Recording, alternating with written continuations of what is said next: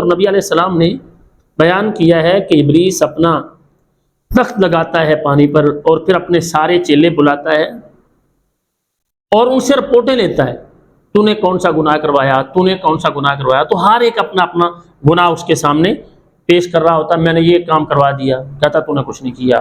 وہ کہتا میں نے چوری کروا دی، میں نے کسی سے جھوٹ بلوا دیا۔ تو مختلف گناہ اس کے سامنے شیاطین اس کے چیلے پیش کرتے ہیں۔ لیکن جو یہ کہتا ہے کہ میں نے خاوند بیوی کو لڑا دیا، اس کے ساتھ وہ شیطان بڑا خوش ہوتا ہے کہ تو نے بڑا زبردست کام کیا کہ خاوند بیوی کو آپس میں لڑا دیا۔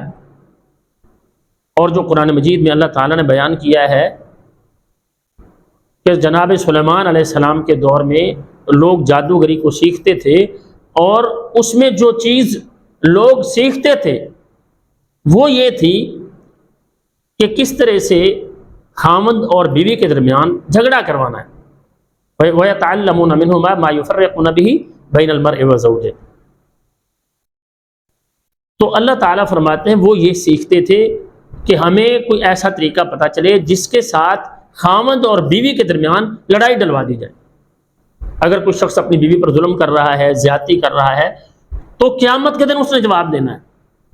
دنیا میں ہو سکتا ہے عورت کمزور ہے، کچھ نہ کر سکے، اور اگر کوئی عورت زیادتی کر رہی ہے، مرد اس کو برداشت کر رہا ہے، اس لیے رشتے ٹوٹ جائیں گے، اولاد کا کیا بنے گا، لوگ معاشرہ کیا کہے گا، چلو گھر کا معاملہ گھر میں سے رہنے دو، اس طرح سے برداشت کر رہا ہے، تو وہ عورت بھی اللہ تعالیٰ کے ہاں اس سے بھی پوچھا جانا ہے۔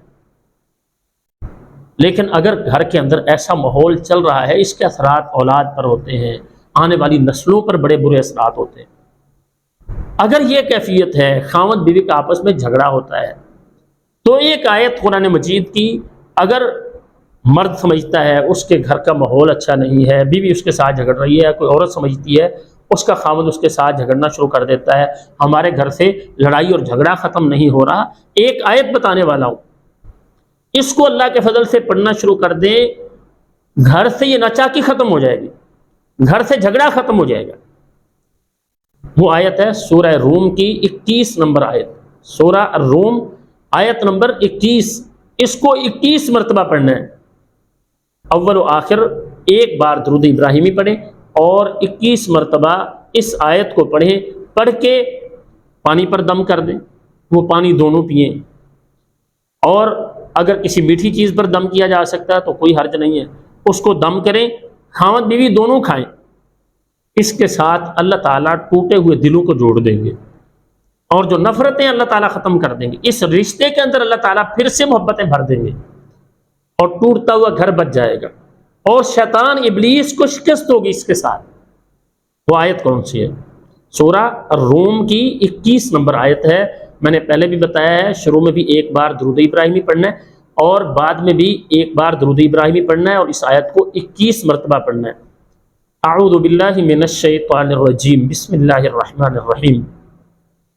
وَمِنْ آيَاتِهِ أَنْ خَلَقَ لَكُم مِّنْ أَنفُسِكُمْ أَزْوَاجًا لِتَسْكُنُوا إِلَيْهَا وَجَعَلَ بَيْنَكُمْ مَوَدَّةً وَرَحْمَةً إِنَّ فِي ذَلِكَ لَآيَاتٍ لِقَوْمٍ يَتَفَكَّرُونَ۔ تو یہ بڑی کمال آیت ہے، اس آیت کو 21 مرتبہ پڑھیں اور اول و آخر ایک ایک بار درود ابراہیمی پڑھیں، پڑھ کے دم بھی کریں اپنے آپ کو اور پانی پر دم کر لیں، خاوند بیوی دونوں پئیں، کسی کھانے والی چیز پر میٹھی ہو جائے یا ویسے کوئی اور چیز کھانے کی ہو اس پر بھی دم کیا جا سکتا ہے، اسے کھائیں۔ اللہ تعالیٰ کی توفیق سے جو یہ ٹوٹتا ہوا رشتہ ہے جڑے گا، آپس کی جو مخالفت ہے، جو اناد دل کے اندر ہے وہ ختم ہوگا، اور اللہ تعالیٰ دل میں محبت ڈال دیں گے۔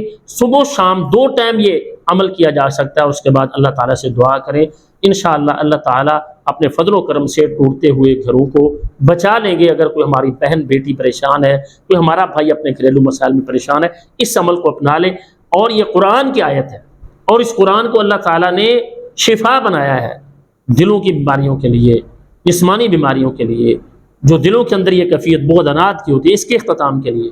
سو دعا ہے ہماری اللہ تعالیٰ تمام اہل اسلام کے گھروں کو آباد رکھیں، اور ہمارے ہر گھر، ہمارے ہر بھائی کے گھر کو، ہماری بہن بیٹیوں کے گھروں کو اللہ تعالیٰ خوشیاں نصیب فرمائے، اور بیٹیوں کی خوشیوں کے ساتھ والدین کی خوشیاں ہوتی ہیں۔